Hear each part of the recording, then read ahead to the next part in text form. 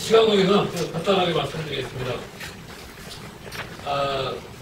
금산 분리가 뭐 하루 이틀 된 얘기는 아닌데 이번에 이렇게 이슈가 된 것은 아마도 그 새누리당에서 금산 분리 강화 법안을 내겠다, 이것이 이제 발단이 된 것 같습니다. 그래서 이제 지금 이슈를 보니까 기본적으로 은행 쪽보다는 보험, 증권, 카드, 캐피탈 등 제2금융권의 금산 분리를 강화하겠다는 내용이었고요. 그 내용은 중간 금융지주회사를 설치하든지 아니면은 금융기업이, 계열사 소속의 금융기업이 보유하고 있는 계열사의 비금융 주식에 대해서는 저희가 안정성 기준을 측정하는 데 있어서 제외시킴으로써 보다 더 많은 자본을 투입할 수 있도록 하는 것인 것 같습니다. 그런데 이제 기본적으로 그 내부를 들여다볼 것 같으면 과연 여기에 해당되는 기업이 어딘가 살펴보면은 결국 그 많은 대기업 그룹 집단 기업들이 금융사를 보유하고 있지만 대부분 주식회사의 형태로 갖고 있지는 않은데 반해서 삼성의 경우에는 특히 삼성생명이 삼성전자의 대주주가 됨으로써 우리나라 최대의 기업이 대주주가 됨으로써 이 문제가 직접적으로 영향을 줄 것 같습니다. 문제는 새누리당에서 제안한 제도에 의해서 그것을 해결하려면 어떠한 조치를 취해야 되는가 하는 관점에서 봤을 때 가장 큰 문제는 현 상태를 그대로 유지하기 위해서는 막대한 자금이 들어간다는 거죠. 그렇다면 아마 한편으로는 그렇게 막대한 자금이 들어갈 것이면 비금융 기업이 금융기업을 기업으로 건드리는 것을 포기해라, 뭐 이런 메시지가 담겨 있는 것 같습니다.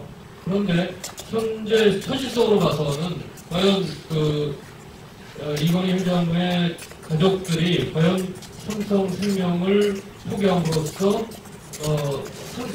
포기한다는 것은 현실적으로 불가능하고요. 삼성생명을 포기한다는 것은 바로 삼성전자를 포기하는 것과 또 직결하기 때문에 어떠한 방법을 통해서라도 보유를 해야 되는데, 그러기 위해서는 막대한 자금이 들어가고 그러한 자금을 수입하는 과정에서 부작용이 훨씬 더 커질 수도 있다는 거죠. 특히 만일 모든 자금을 예를 들면 중간 금융지주회사로 전환하기 위해서 자금을 투입한다면은 기타 다른 회사에서 아마 투입할 적이 거의 없어지기 때문에 우리나라 최대 기업을 거느리고 있는 그룹에서 신성장 동력을 위한 또는 현재 유지되고 있는 그런 산업에 대한 투자도 중단한다면 우리나라 미래가 없어져서 자칫하면은 뼈를 잡겠다고 서상과 나표는 그런 격이 될 것이라는 것도 아마 새누리당에서는 인지하고 있는 것 같습니다. 그래서 중간 금융지주회사는 아마 좀 한 발 들어간 것 같고, 결국 금융계열사가 보유하고 있는 비금융계열사에 대한 출자 지분을 모두 위험자본으로 간주해서 자본 적정성 평가에서 빼도록 하겠다 하는 것이 아마 이제 현재 추진하고 있는 내용 같습니다. 자, 과연 이제 이것이 어떤 결과를 초래할까 하는 것과 관련돼서 기본적으로 현재 아마 보험사들이 위험기준, 이제 보험사뿐만 아니라 다른 데도 다 포함이 되지만 특히 삼성생명과 삼성화재가 문제가 되니까 지표로 사용하고 있는 게 위험기준 지급 여력 비율인데요. 이것이 현재 삼성생명이 한 380% 정도가 되는데, 이거를 그대로 적용한다면, 즉 삼성그룹에서 비금융 계열사가 삼성생명이 보유하고 있는 비금융 계열사의 지분을 제외하고 계산을 한다면은 이게 한 300% 미만으로 내려가는 것 같습니다. 현재 다른 보험회사와 비교했을 때 그렇게 크게 위험한 수준은 아니지만 해외의 보험회사들과 비교했을 때는 현재도 낮은 수준인데, 이것이 더 낮아졌을 때 아마 어느 정도는 한국의 이미지가 대외신인도가 하락하지 않을까, 뭐 이런 것이 이제 한 가지 우려점이고요. 아마 그런 점에 있어서는 이걸 그대로 낮추기보다는 어떠한 형태로든지 금융회사가 아마 보험사가 보유하고 있는 비금융 계열사의 지분을 처분해라 하는 것이 아마 궁극적인 목적인 것 같아요. 그런데 과연 그렇게 하겠느냐입니다. 문제는 결국 그거는 절대 안 할 것이라고 본다면 이러한 제재들이 원하는 것 목적은 달성하지 못하고 현 상태를 유지하기 위해서 어떻게 보면 왜곡된 그런 금융회의가 일어나거나 자본 이전 또는 투입돼야 될 그 현장 또는 그 제조나 또는 고용 창출에 투입돼야 될 자금이 이러한 곳에 그 투입이 된다면 국가 전체적으로 봐서도 효율적인 자원 배분에 문제가 있지 않는가 하는 것이 아마 현재 제기된 이슈인 것 같습니다. 문제는 그래서 우리가 이걸 왜 하려고 하느냐에 대한 궁극적인 것을 좀 따져볼 필요가 있는데요. 일단 그 문제점이 발생되는 것만 일단 마저 말씀드려서 최근 보고서 하도록 하겠습니다. 대열신이 통합하는 건 말씀드렸고요. 만약에 지분을 매각해야 된다, 뭐 그렇게 하지는 않을 것이라고 생각됩니다만 경우에 따라서는 삼성생명이나 화재가 보유한 삼성전자 주식을 그대로 보유하기 위해서 추가로 그 투자 자본을 삼성생명에 대한 투자 자본을 더 투입할 가능성이 있는데 그러기 위해서는 다른 여타 계열사의 지분을 매각해야 될 가능성도 보이고요. 그랬을 때 비주력 회사가 아닌 그 주식을 판매했을 때 이런 것이 또 뭐 자본 시장에 충격을 줄 수 있고 또한 그 비주력 삼성그룹 계열사들의 지분을 보유하고 있는 소액 투자자의 입장에서는 여기서는 전혀 이러한 문제와 상관이 없음에도 불구하고 삼성그룹이 삼성생명이 보유한 비금융 계열사의 지분을 그대로 유지하기 위해서 자신이 투자한 회사가 삼성 계열사에서 떨어져나가는 이런 상황도 발생할 수 있을 거라고 봅니다. 그리고 만약 경영권 투자 여력이 상실된다는 것을 말씀드린 바가 있고요. 그리고 우리가 이제 생각해 볼 것이 현 정권 들어서면서 금산 분리의 일부를 완화했습니다. 이게 이제 은행 지분에 관한 것인데요. 산업자본의 은행 지분 보유한도를 4%에서 9%로 조정했는데 이거를 왜 완화했는가 하는 그 이유를 살펴볼 필요가 있습니다. 크게 세 가지로 볼 수 있는데 하나는 외국 자본에 대한 역차별 해소. 이 점에 대해서는 만일에 제2금융권에 대한 지분도 지금 이와 같이 몇 %까지밖에 보유할 수 없다고 강제하는 것은 아니지만 나중에 추가적으로 이런 가문대까지 한다면 외국 자본에 대한 역차별 문제는 뭐 동일하게 발생할 수 있을 것 같고요. 그 다음에 무엇보다도 제가 생각하는 것은 결국 이것을 왜 하려고 하느냐 하는 것입니다. 결국 하려고 하는 것은 만일에 금융자본이 산업자본을 보유하게 되면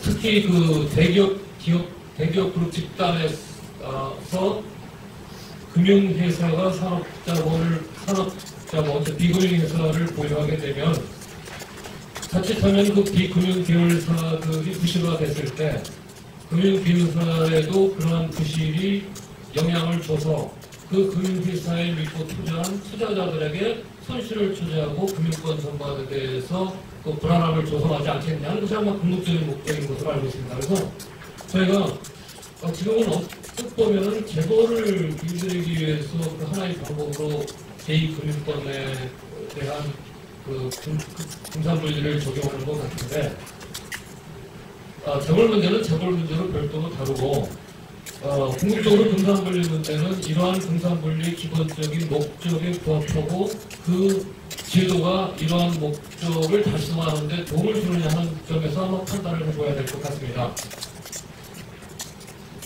우선 제 개인적으로도 제가 개인연금을 들었는데요.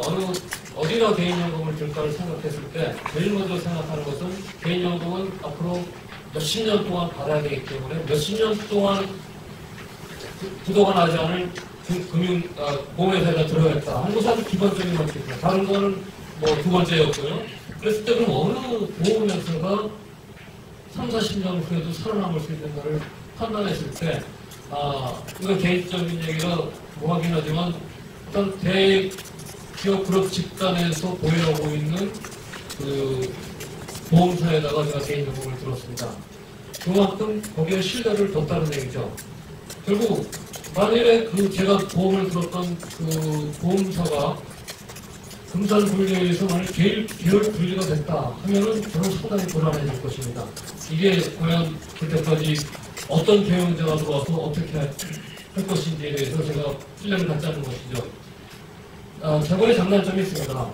여러 가지 단점을 이미 많이 부각됐습니다만 장점도 무시할 수 없는 게 소액주주 입장에서 예를 들면 소액주주의 이익을 대주주가 침해한다는 것이 기본적으로 저번에 가장 큰 문제점으로 제시되고 있는데요. 공적으로 그럽니다. 대주주가 자기 이익을 위해서 자기가 이익을 보는 쪽으로 자금을 터널링하면서 그 과정에서 돈이 빠져나가는 쪽에 소액주주는 손해를 본다 하는 것이 이제 가장 큰 문제인데요. 한편으로는 소액주주들이 실제로 경영자가 잘하는지 못하는지를 감시하고 경영자가 주주를 위해서 일하도록 해야 되는데 소액주주들은 그런 일을 하기가 어렵죠. 어떻게 보면 최대 주주가 있음으로 인해서 그러한 모니터링 효과를 무시할 수 없는데, 즉 다시 말씀드리면 최대 주주가 존재한다는 것은 두 가지 면이 다 있는데, 하나는 소액주주를 침해할 가능성도 있고 그걸 부정하는 것은 아닙니다. 또 한편으로는 소액주주를 대신해서 경영자를 감시하고 그럼으로써 모니터링 효과도 있는 것인데, 보험과 관련돼서는 제가 대기업 그룹 집단의 보험회사를 선택한 이유는 최소한 총수가 있었을 때 그런 보험회사들의 경영진들이 엉터리로 경영하는 것은 방관하지 않을 것이다 하는 것이 제가 갖고 있는 신뢰입니다. 그래서 결국 문제는 금산 불이로 인해서 피해가 발생할 수 있는 가능성은 금융감독 기능이나 기타 시스템으로 그것을 사전에 아니면 사전적이건 서후적이건 그 문제를 해결을 해야지 근본적으로 보유하는 것 자체를 못하게부터 해결한다면 일단은 그 부작용이나 피해도 실제로 얻는 것 이상으로 크지 않을까 하는 것이 제가 기본적인 내용입니다. 그래서 궁극적으로 이 제2금융권 경쟁력 강화를 위한 현실적인 금융개혁 방안으로는 이렇게 금선 분리나 직접적으로 보유를 못하게 하거나 또는 보유를 하는 데 따른 막대한 자금 투입과 그런 부작용을 갖는 것보다는 금융감독을 강화하고 문제는 그 금융감독 자체를 묻는 게 문제이긴 합니다.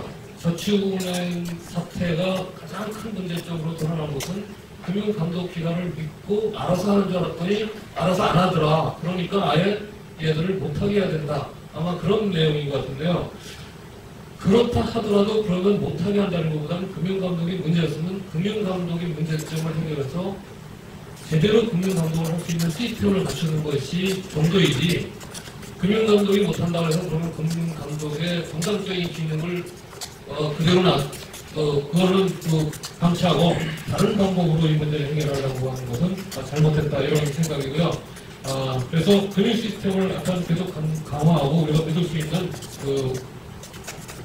금융감독 체계나 또는 건전성을 확립하는 것이 바람직한 금융개혁 방향이라고 생각을 합니다. 네, 이상입니다.